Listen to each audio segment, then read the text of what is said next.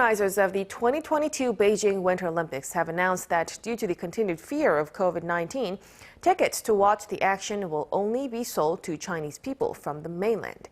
This also means a foreign athlete's family and friends will not be allowed into China to watch live either. Dami reports.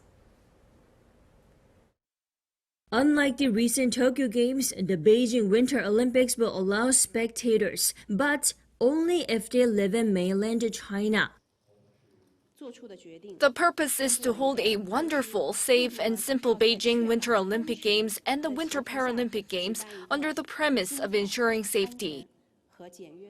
While acknowledging the disappointment felt by fans around the world, the International Olympic Committee welcomed the decision to host Chinese spectators after the Tokyo Olympics took place in eerily empty stadiums due to the pandemic.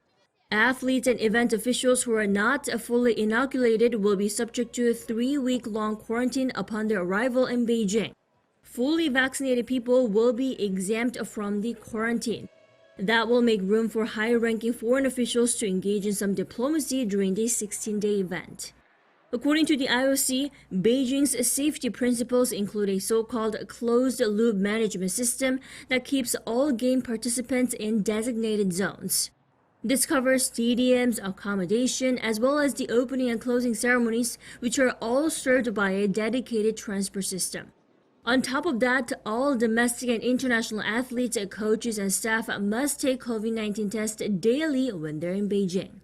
For the specific policy details, Beijing 2022 will release the first and second versions of its playbooks in late October and December, respectively.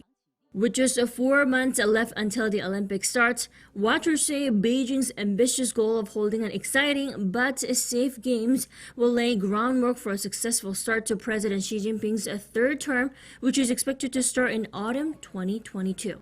Dami, Arirang News.